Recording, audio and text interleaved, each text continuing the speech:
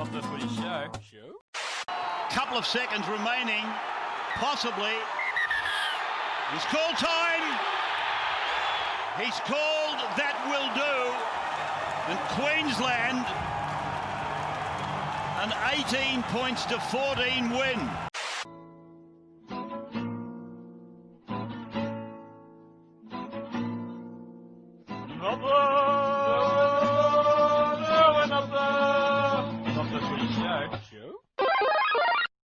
G'day everyone, welcome to episode 225 of Not The Footy Show. I'm Warrick Nicolson and I'm joined by Mr. Robb Cox. You can't see his face on television, but Mr. Oral-B himself is keen to get an Origin 3 preview in the books, or at least on the airwaves, before New South Wales take on Queensland for the 2020 series. Buddy, welcome back to the show. We don't have Matty Duncan today, but I think the Queenslander missed his opportunity to gloat about the Maroons after game one. What do you reckon? Mate, what's happening to Matty Duncan? Has he gone underground? Can he smell a defeat in the air or something? Can he?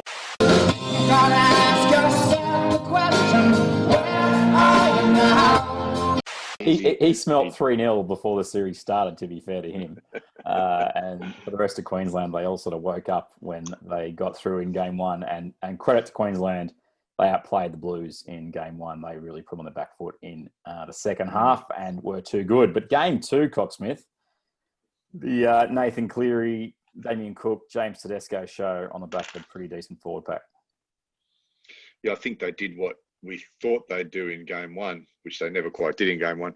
But yeah, it was a pretty good game for Cleary. You know, he was under all sorts of pressure from certain no-mark journalists around the joint, who all had him as the greatest Origin flop of all time.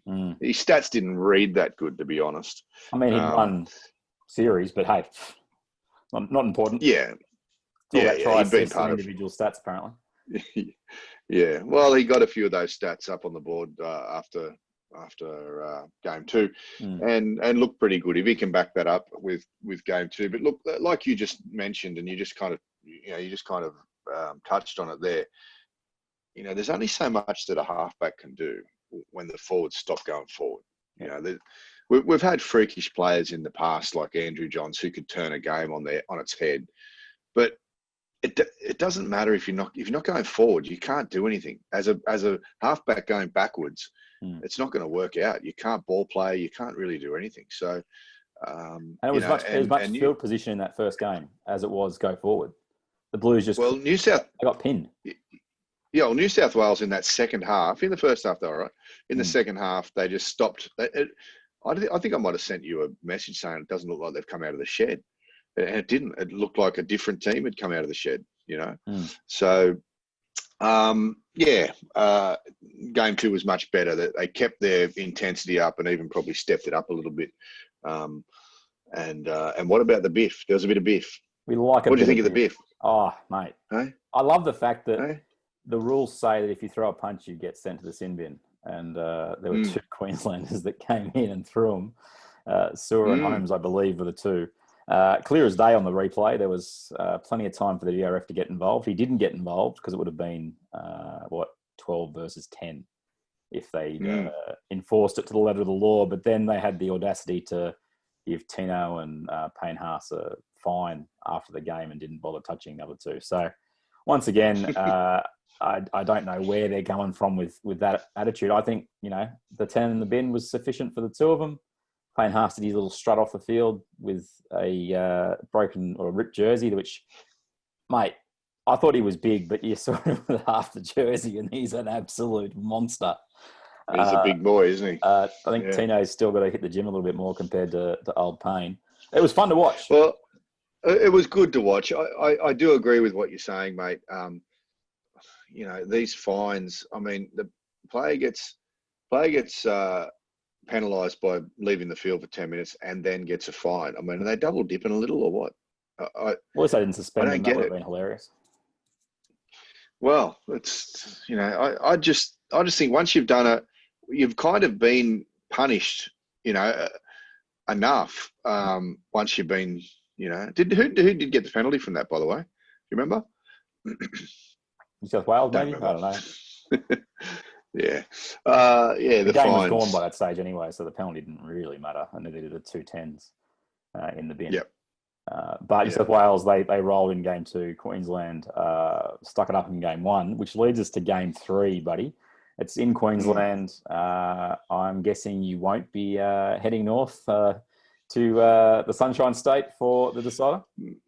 No, the pallet jack won't let me over the border, mate. Well, you'll be in good Anastasia. company. I think you should go and photograph the game from the Channel 9 studios with Gus and Brace and Sterlo and possibly even Rabs Warren, because the little intel that Phil Gould and Bracey gave on their podcast this week is that Rabs did a test run of calling off the TV on Sunday and apparently is not a happy camper. That is potentially his last Origin. I don't think he's retiring. I think his current setup, if he's able to do it again next year, he'll just do one game every couple of weekends in the big matches. I think that's pretty much what he'll do for 2021. You'd think.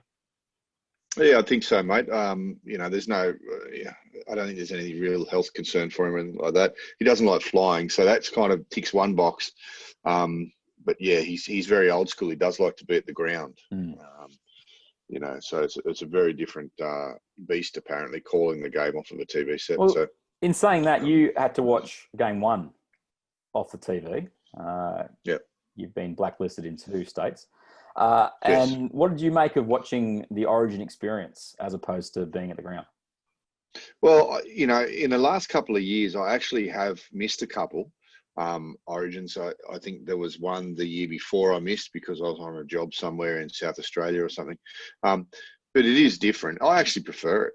I actually prefer to watch it on TV. I prefer to watch all football on TV because I can be at home and I can make a coffee if I want. I can move around the house as freely as I want. I don't have to wear a mask. I don't have to wear. Yeah. I don't have to worry about catching COVID-19 or anything like that. So, it's home. I like being at home. It's good. I've got everything I need. I think it makes a big difference who you're watching the game with as well. I imagine you watched it with young Nate. He watched a bit of it, I think, but he's captivated with other stuff as well. Like he loves football, but he's on a simulator at the moment playing some driving game. So he's got lots of irons in the fire, so to speak. Yeah. He wasn't really with us when Queensland won 8 in a row. Tell him to enjoy if we get to 3. But there's been some changes for Queensland heading into the decider. Wayne Bennett thankfully confirmed all those in the last 24 hours. We're recording this on Tuesday afternoon. We'll get it out hopefully for you by Wednesday. Corey Allen will play fullback, even though he's named on the wing. I think that's a good move for Queensland. That's the position that needs to play. He did a pretty admirable job replacing Latrell Mitchell in that role for South. So I'll give you a big tick. I think that's a good move from Queensland. Yeah, look, I think Valentine Holmes, may not be right now, but at one stage and could be again in the future, probably the best winger in the world. But he's not a fullback. He can fill in there and get by, but you want a specialty fullback. I think Valentine gets caught out every now and then out of position and whatnot. And wing is his spot. He's a great finisher and.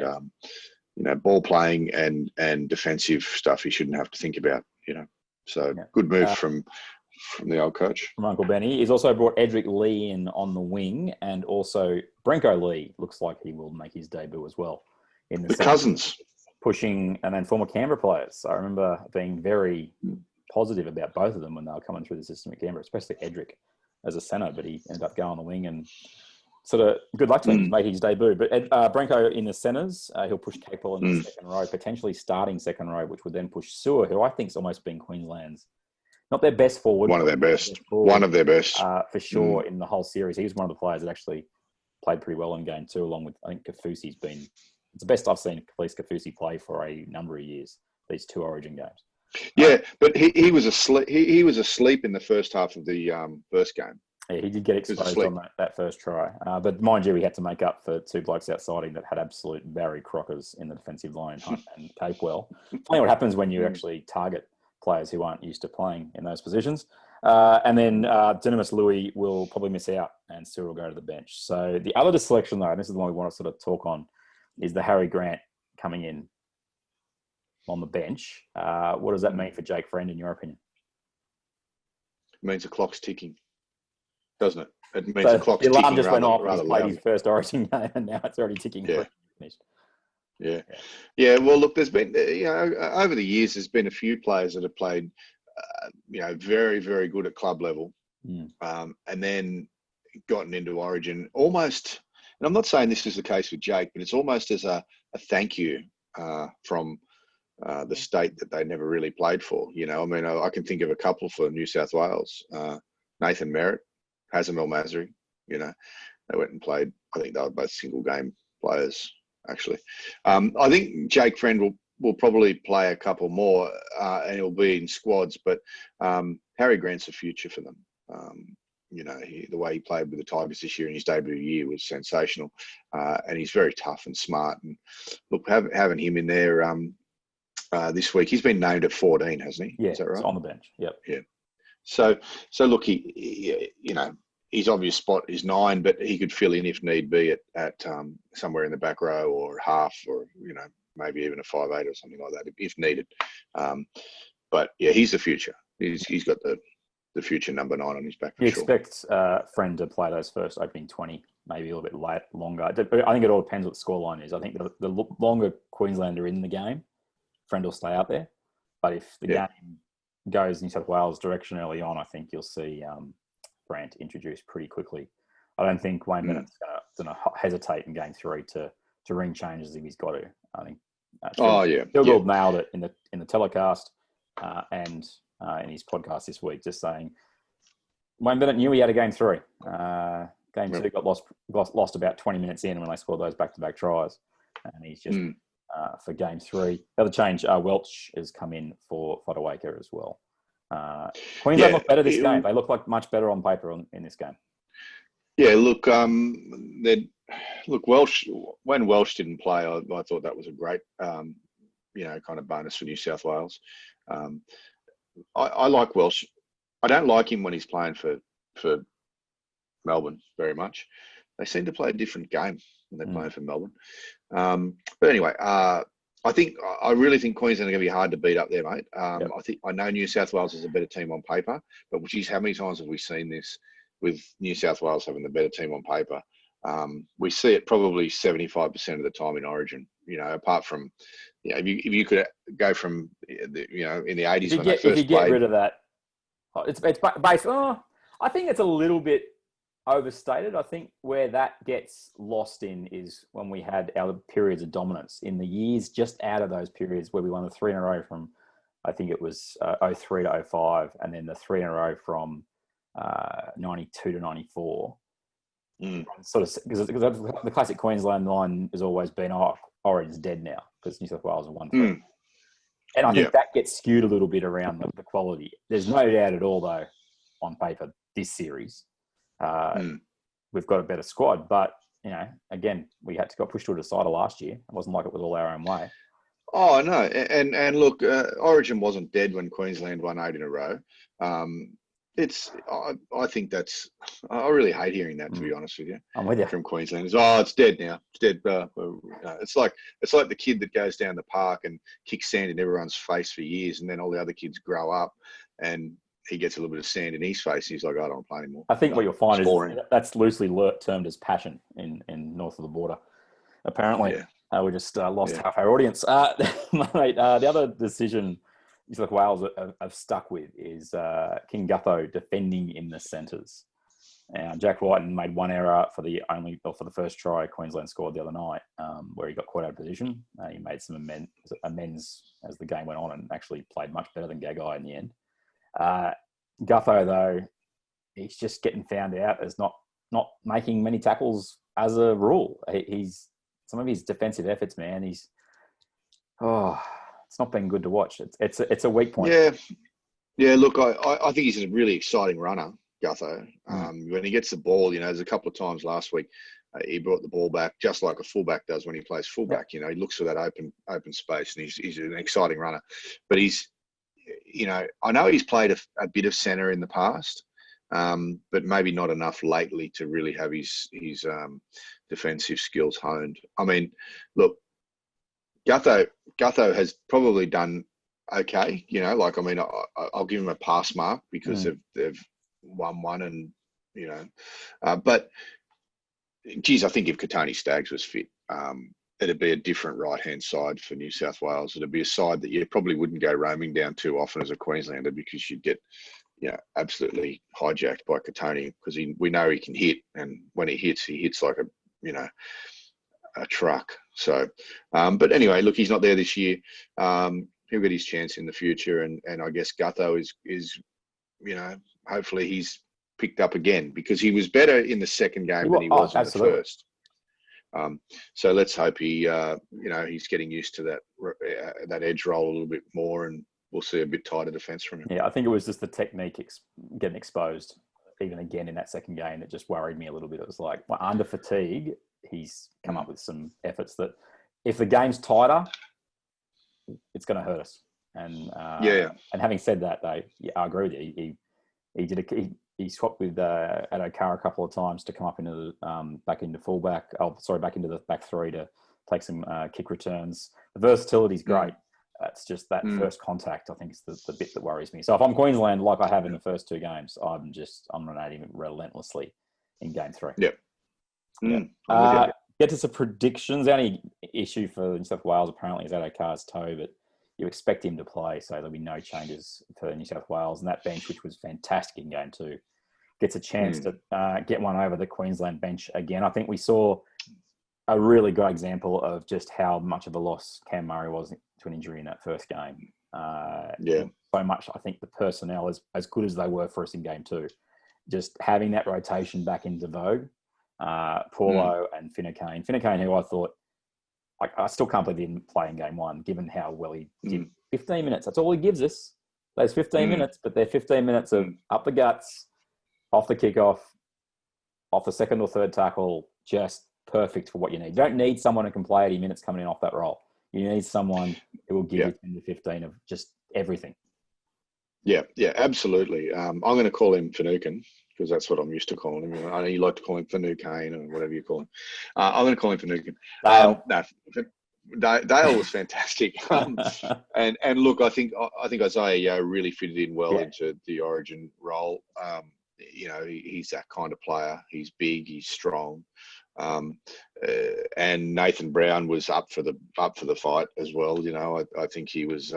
We know he's got a hot head, and he likes to niggle away, and doesn't like it when people get in his face, and will react. But look, they all did so well, and I really hope that I think we discussed this on a pod a couple of weeks ago. About your Canberra side going to Brisbane in the final, and we wondered why were they a little bit lackluster. And the fact of the matter is, unless Freddie's been able to change something, they have to fly up there on the day, and they have to go straight to the stadium, and they don't get a hotel bed to sleep in for a couple of hours or anywhere to relax. Now, unless Freddie has done a deal with the sleep doctor, well, he does that to get a couple of ResMed. Surely he's got something happening cooking there. Maybe he can get some mattresses into the dressing room, or something. We know he's close. The sleep doctor do the pre-game talk will be sweet. That's what I mean. The sleep doctor, he could get in there and do some stuff. Chief advisor. But no, I really hope that they've got something where the boys can relax, because you can't get there too early. If you get there too early, with a chance of maybe laying down, I think you're going to use all your energy. And let's be honest, Suncorp without a game of footy on is a concrete jungle. It's not absolutely it is delightful place. And let's be honest, if they do get the 50,000 in there, there's not many New South Wales people that are going to be able to make the trip. I mean, out of Sydney anyway. I mean, you got some rural areas that can go up there. But geez, I reckon they'd be lucky to get 10,000 supporters in there from New South Wales. It's going to be a very or in the thousands. I'll be impressed. Very Queensland-centric crowd it'll be, and it'll be the old-school cauldron for New South Wales. The only thing going for the Blues in regards to what you're saying, that whole fly-in, fly-out thing, the difference for Canberra, that's at the end of, 16 straight weeks of footy and 16 straight weeks of travel. This has been a condensed period. I have no doubt that the training sessions probably have been a little less intense, simply this is a post-season tournament as opposed to the end of a season into the playoffs and everything that comes with that. Having said that, Melbourne completely outplayed Canberra on that night, and that's the reason they lost. But this part didn't help.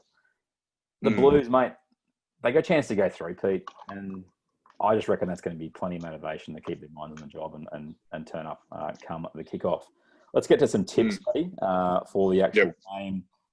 We both said New South Wales would win the series in the pre-season. I know we didn't do a pod in the end before game 1 or game 2, but my feeling was 2-1. I just didn't think we'd sweep them. I just didn't expect it to be the first game that we lose. We're both in agreement, though, that New South Wales do take the series and make it 3 in a row. Oh, yeah. I think New South Wales will win. It's just going to be a tough ask to go up there and do it. But I think they've got it in them. I actually thought New South Wales would win 3-0. Okay. I definitely thought they'd win 3-0. Okay, predicted score? Predicted score for this one, 22-16.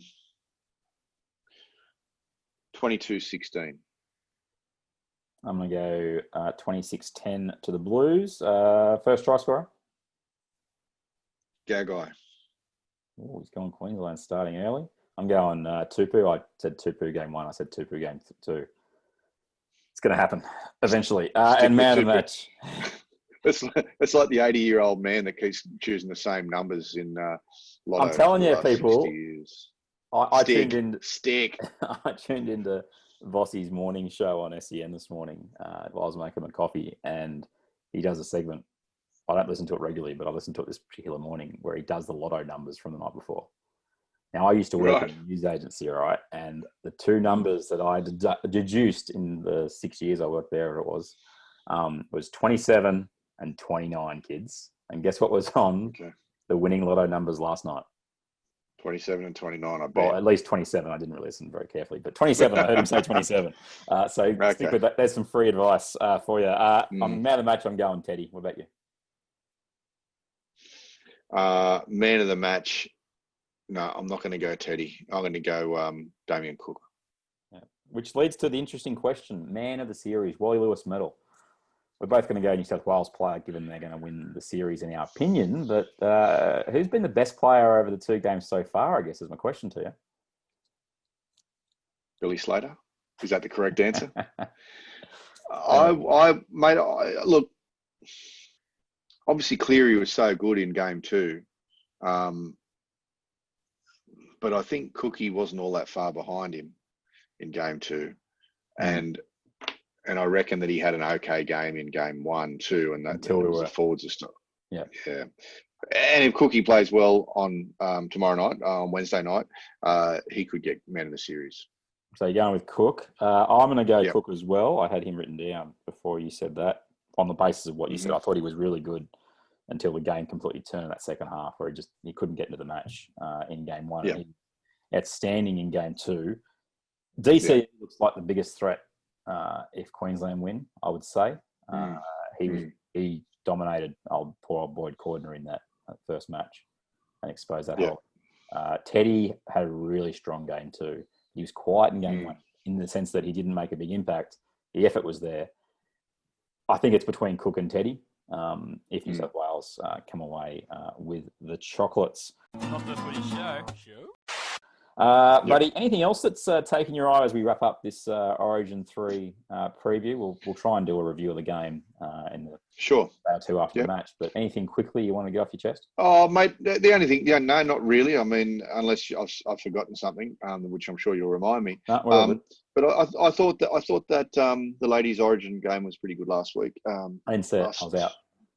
I only saw the highlights. I didn't see. I was away as well.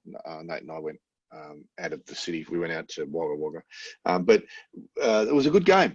It was a good game. It was close too. I'm impressed. As you know, I'm impressed with the ladies' game. They're talking about maybe making next year three kind of game series. I just don't know if the ladies have enough depth in their ranks to have a 3-game series. It's always injuries and there's always, but the level of a 1-game series so far is so good.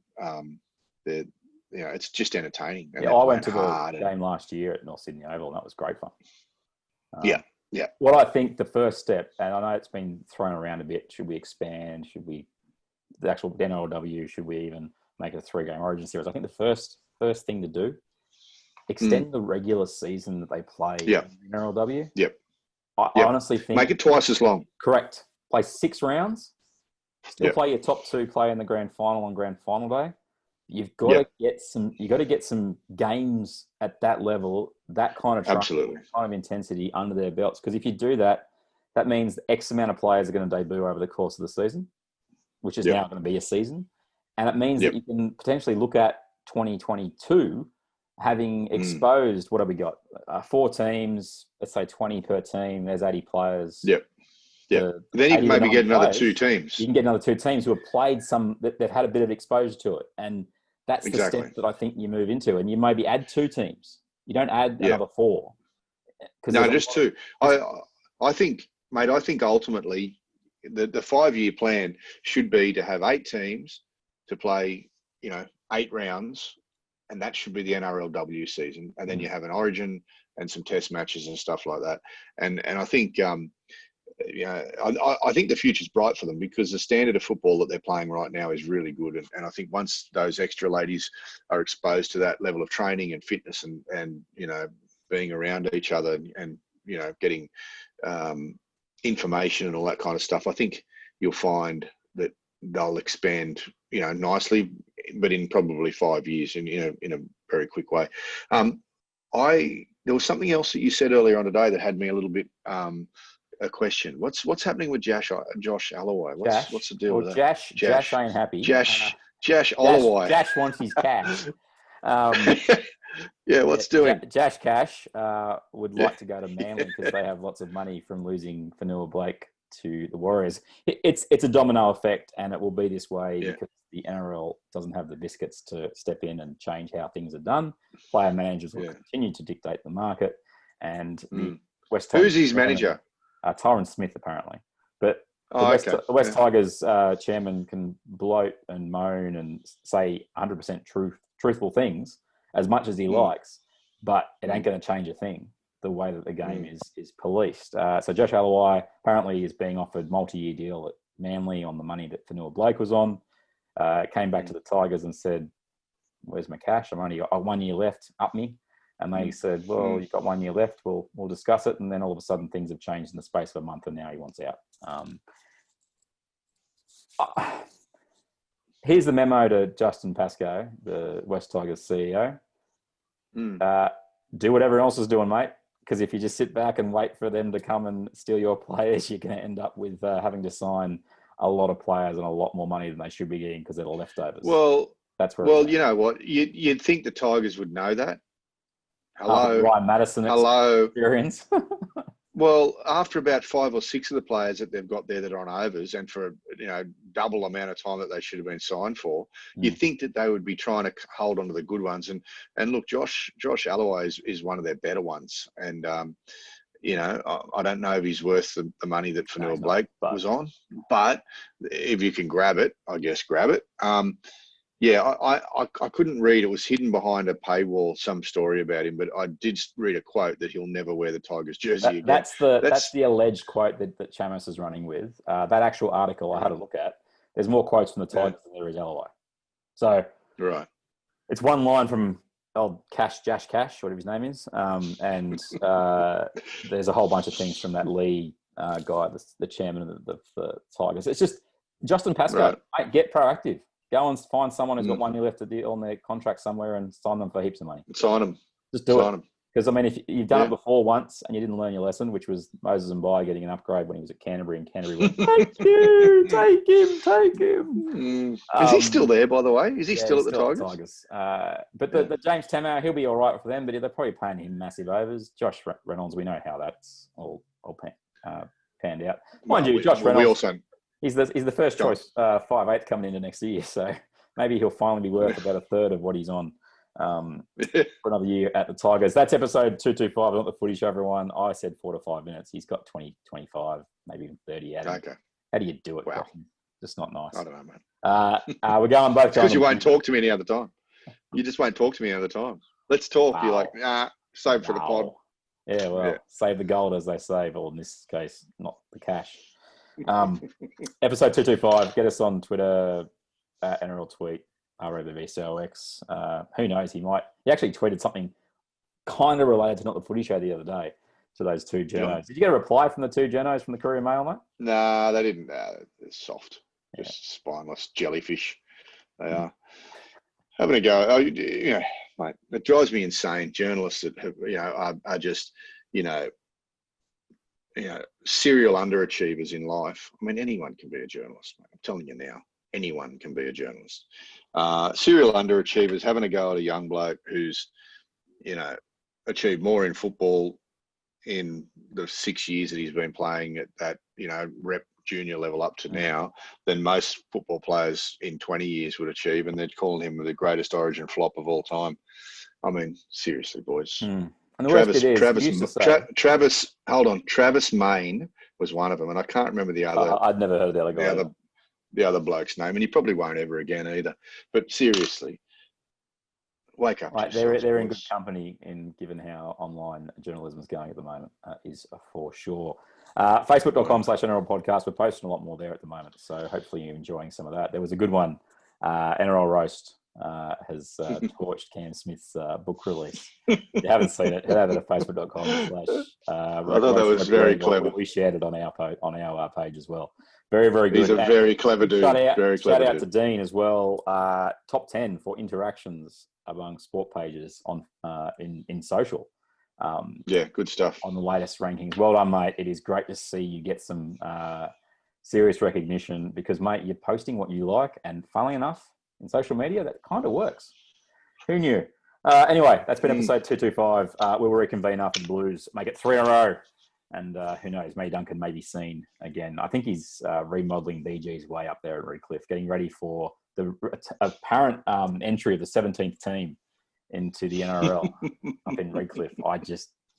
I don't care how much money he got up there. I just don't know how Redcliffe is the answer. But hey, Amber apparently is the answer. We will speak to you soon. That was a really bad reference to an ad from the last 20 years on Sydney television. Yeah, that was. New South Wales, go to Blues. We'll speak to you next time on Not The Footy Show. See you, mate. Take it easy. Pepsi. Thank you. It's people's escape. It's people's relaxation. And we need to do everything in order to continue that great tradition of Not The Footy Show. I've got a 5-year deal here. Pepsi.